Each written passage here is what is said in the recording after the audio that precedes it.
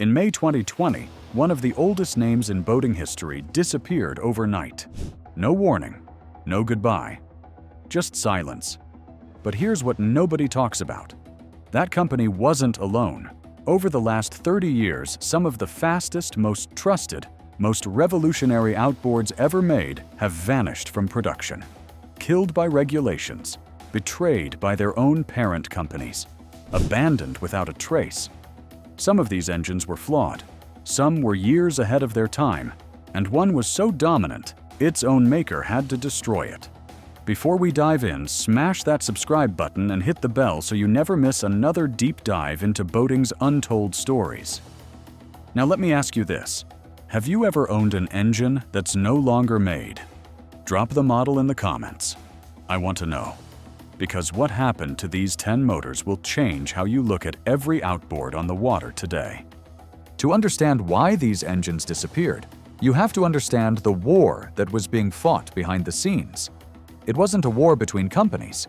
It was a war between technology and regulation. And the two-stroke engine was caught right in the middle. For decades, two strokes dominated the water.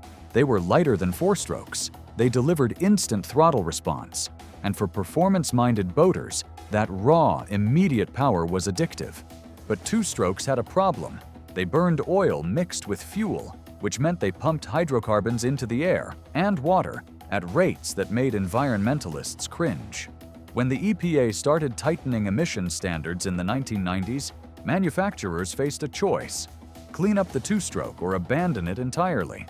A few companies tried to thread the needle. They invested millions into direct fuel injection systems that promised four-stroke cleanliness with two-stroke soul. The Mercury Optimax was one of those bets. Launched in 1996, Optimax was supposed to be the engine that saved the two-stroke. Direct fuel injection meant it burned cleaner than any carbureted two-stroke before it. Mercury claimed 30% better fuel economy. For bass fishermen who spent entire tournaments with their thumb on the throttle, that was real money. For ski boat owners who wanted instant hole shot without the four-stroke hesitation, it was a dream come true. And for a while, the Optimax delivered. Tournament circuits were dominated by boats running Optimax power. Weekend warriors fell in love with the throttle response. The engine became a symbol of what two strokes could be when engineering met ambition.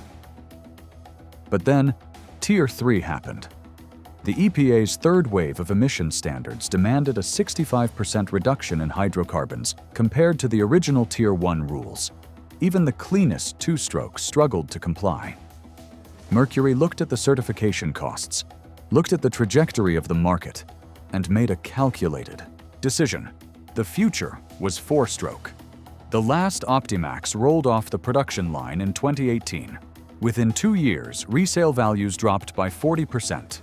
Owners who had sworn loyalty to the platform suddenly found themselves hunting for injectors and engine control units like they were searching for buried treasure. Mechanics who knew the Optimax inside and out started retiring. And a generation of boaters learned a hard lesson. Loving an engine doesn't mean the company will keep building it. Yamaha watched all of this unfold and made their own gamble. In 2000, they launched the HPDI, high-pressure direct injection. Where Mercury used moderate injection pressures, Yamaha went aggressive. 700 psi pushing fuel into the combustion chamber. The result was a 200 to 300 horsepower two-stroke that sipped fuel like a four-stroke while weighing significantly less. Offshore anglers loved it. Commercial operators loved it. Anyone who needed to run hard and far without burning through their fuel budget saw the HPDI as the answer to prayers they didn't know they'd been praying. But 700 psi is a lot of pressure, and pressure systems don't forgive neglect. Fuel pump failures became the HPDI's Achilles heel. Saltwater environments accelerated the problem. Dealers needed specialized training that many never received. And as Yamaha's four-stroke F-Series started gaining market share, the company quietly shifted its resources away from the HPDI platform. By 2012, the engine was gone. No press release, no farewell tour, just a gap in the catalog where a legend used to be. Today, owners pay $800 to $1,200 for rebuilt fuel pumps, when they can find them. The technology was brilliant. The support infrastructure wasn't, and that made all the difference. Not every engine that disappeared was killed by emissions regulations. Some were victims of something far more brutal: corporate strategy. But before we get to the boardroom betrayals, there's one more two-stroke story worth telling. Because while Mercury and Yamaha were engineering their way toward cleaner combustion, Suzuki took a different path. They built engines that didn't need engineering degrees to fix.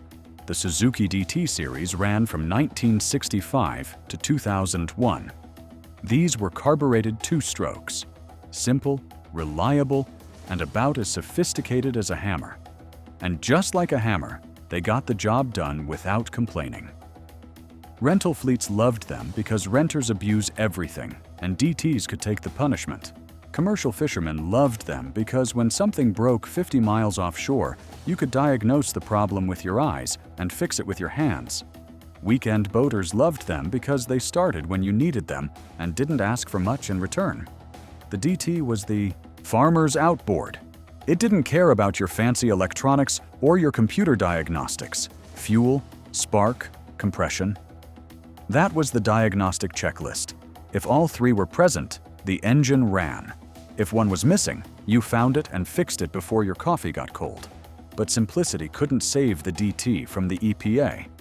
When emissions rules tightened, Suzuki made the call to abandon two-strokes entirely in North America. The DT line was cut from the catalog. Here's the twist that most American boaters never learned. The DT didn't die everywhere. In South America, in Southeast Asia, in Africa, anywhere regulations were looser and reliability mattered more than emissions compliance, millions of Suzuki DTs kept running. They still run today. The engine that was too dirty for America remains the workhorse of fishing villages around the world. Now let's talk about murder. Force Outboard started life as Chrysler Marine before getting passed around through a series of corporate transactions. By the mid-1990s, they had landed under the U.S. Marine umbrella and were being positioned as the affordable alternative to Mercury. Decent engines, strong dealer network, prices that let working families get on the water without taking out a second mortgage. In 1996, Brunswick Corporation acquired Force. Brunswick already owned Mercury. Think about that for a moment. The company that built the premium brand just bought the budget brand. What do you think happened next? Within months, dealers started feeling pressure to push Mercury over Force. Parts became harder to order. Marketing support evaporated. It was death by 1,000 cuts, and everyone in the dealer network could see it happening in slow motion. By 1999, Force was gone. Not because the engines failed, not because customers stopped buying, but because Brunswick didn't need two brands fighting for the same slice of the market. The remaining inventory got liquidated at fire sale prices. The dealer network got absorbed into Mercury's infrastructure, and thousands of Force owners discovered their engines had become orphans overnight. Force wasn't killed by the market. It was killed by its own parent company to clear the runway for a more profitable sibling. But if Force was a quiet execution, what happened to OMC was a full-scale catastrophe. In the 1990s, Outboard Marine Corporation was the biggest name in the business. They owned Johnson. They owned Evinrude. Together, those two brands controlled over 30% of the North American market. Generations of families had grown up behind Johnson and Evinrude power. The loyalty ran deep. Then OMC bet everything on a technology called Ficht. And the bet went catastrophically wrong. Fixed fuel injection was supposed to save the two-stroke. OMC poured millions into development, convinced they had cracked the code. Clean combustion, strong performance, a technology that would let Johnson and Evinrude compete in the new emissions era without abandoning the engine architecture their customers loved. When Ficht launched in 1996, the marketing department went into overdrive. This was the future. This was a revolution. Dealers were told to push Ficht-equipped models hard. Customers were promised reliability that would match or exceed anything on the market. The future lasted about 18 months. Fitched engines started failing. Injectors clogged without warning. Engine control units glitched in ways that left owners stranded. Warranty claims piled up faster than dealers could process them. Some dealerships stopped accepting fitched repairs altogether because the labor costs exceeded what the warranty would reimburse. Customer trust, the kind that takes 3 generations to build, evaporated in less than 2 years. By 1999, OMC's debt had ballooned past $500 million. The warranty obligations alone were crushing. In December 2000, the company filed for bankruptcy. The biggest name in outboard motors had collapsed under the weight of a technology gamble that went wrong. Bombardier Recreational Products picked through the wreckage. They bought Evinrude, seeing value in the racing heritage and the brand recognition. Johnson was shelved, not sold, not spun off, just set aside like a trophy nobody wanted to polish anymore. For Johnson owners, the bankruptcy was a gut punch. This was a brand that had been building outboards since 1922. Generations of families had learned to boat behind Johnson Power. The green and white logo meant something. It meant reliability. It meant Americana. It meant your grandfather's fishing trips and your father's ski weekends and your own kids learning to drive a boat for the first time. After the bankruptcy, no new Johnson models were developed. Dealers were given a choice: transition to Evinrude or lose support. By 2007, Johnson was officially discontinued. The name survives today only on faded transoms and in the memories of boaters old enough to remember when it meant something. Johnson outlived every competitor that mocked it in the early days, but it couldn't survive being owned by the wrong company at the wrong time. You might think the story ends there. Two-strokes regulated out of existence. Legacy brands killed by bankruptcy and corporate neglect. The market moving on to 4-stroke dominance. But Evinrude wasn't finished yet. Under Bombardier's ownership, later rebranded as BRP, engineers went back to the drawing board. They studied what went wrong with Fichette. They analyzed the emissions requirements. And in 2014, they launched something genuinely impressive: the E-Tech G2. This was a direct injection 2-stroke that actually met EPA standards. It ran quieter than most 4-strokes in its class. It required no winterization, no break-in period, and it came with a 5-year factory warranty with no declining coverage, a direct response to the trust that Fichette had destroyed. The G2 was proof of concept, proof that 2-stroke technology could evolve, proof that the old architecture still had life in it if engineers were given the resources and the time to get it right. Enthusiasts celebrated. Reviews glowed. For 6 years, the E-Tech G2 gave 2-stroke loyalists something to believe in again. Then came May 2020.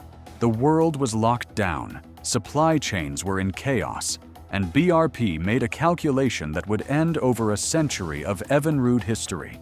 The announcement came without warning. Immediate discontinuation of all Evinrude outboard production. Not a phase-out, not a transition.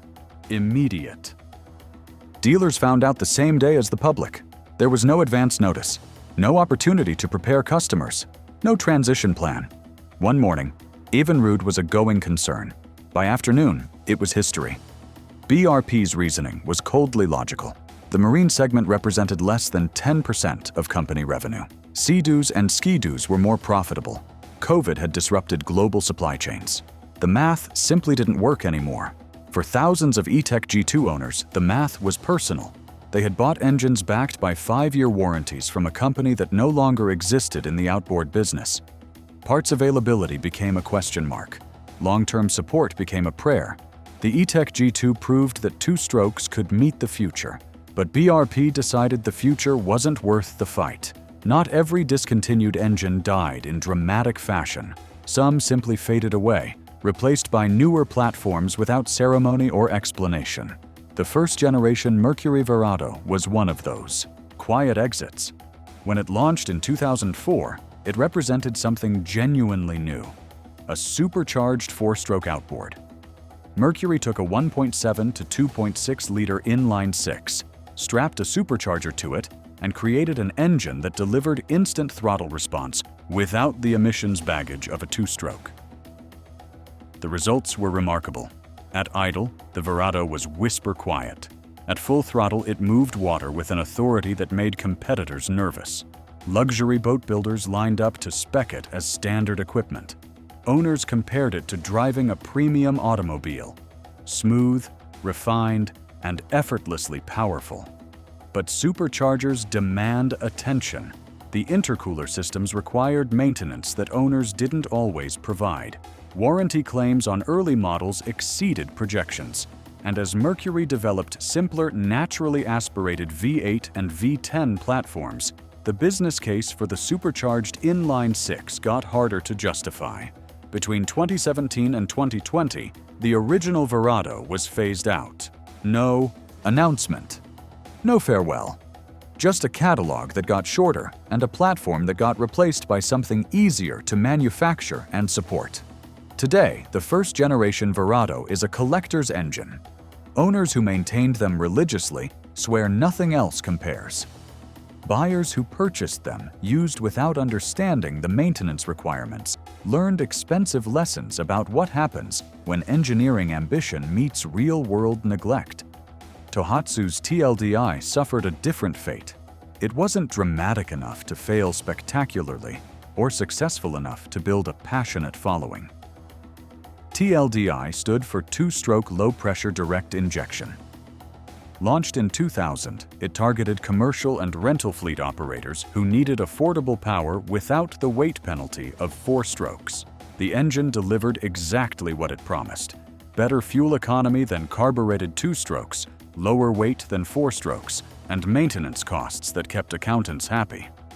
But quiet competence doesn't generate magazine covers.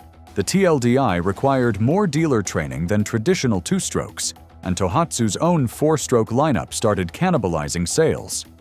By 2015, the TLDI was gone from North American catalogs, still available in some international markets, but effectively invisible to American boaters.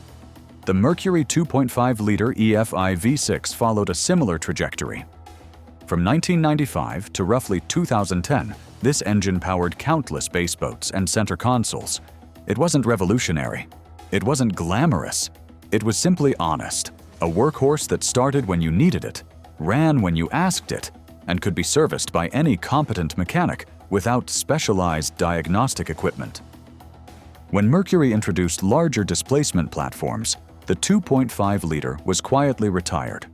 Hundreds of thousands remain in service today, maintained by owners who appreciate an engine that doesn't require a computer science degree to troubleshoot.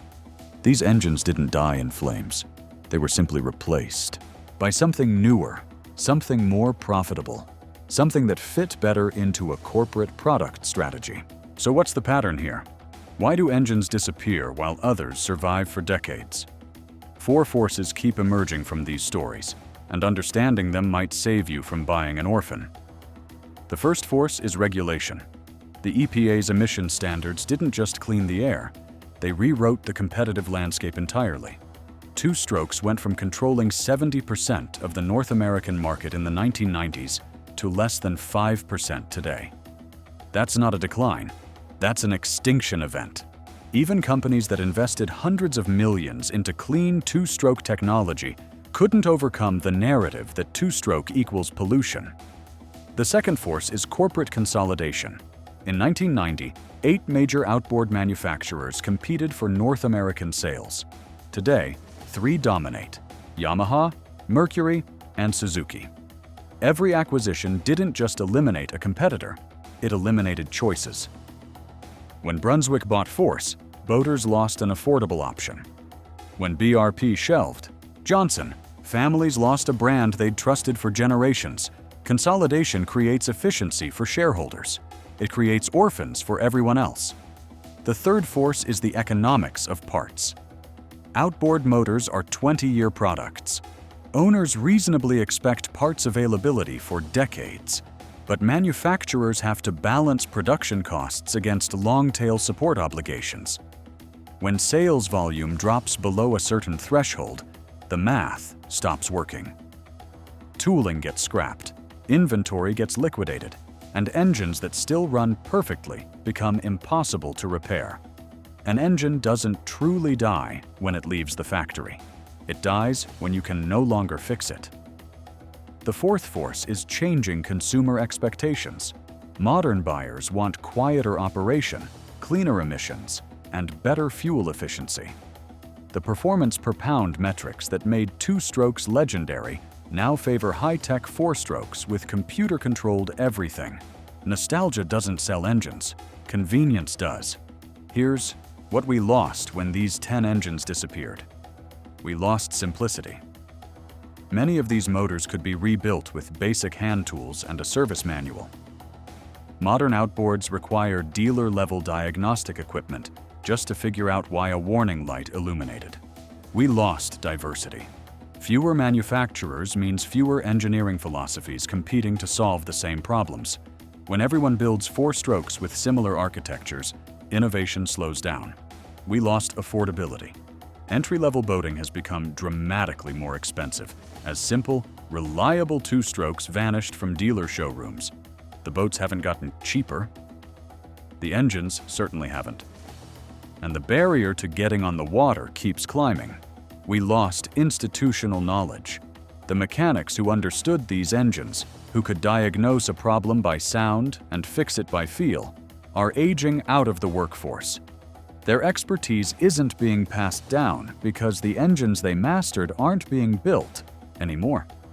But here's what we didn't lose: the engines themselves. Suzuki DTs still power fishing boats in villages across 3 continents. Thousands of Optimax and E-Tech engines run every weekend, maintained by owners who refuse to let go. The aftermarket keeps the 2.5-liter V6 and even the troubled Fitched platform alive for those willing to hunt for parts and learn the maintenance rituals. These engines may no longer be built, but they're not forgotten. On lakes and oceans from Minnesota to Queensland, they still start, they still run, they still bring people home. And that's what makes an engine worth remembering. If you've ever owned one of these discontinued motors, or if there's an outboard you think deserves its own story, drop the model in the comments below. I want to hear your experiences. And if this journey through boating's forgotten history taught you something, hit that subscribe button and ring the bell. Because there are still plenty of untold stories waiting beneath the surface of this industry. Nothing lasts forever in the marine world, except the water and the stories we tell about the machines that carried us across it.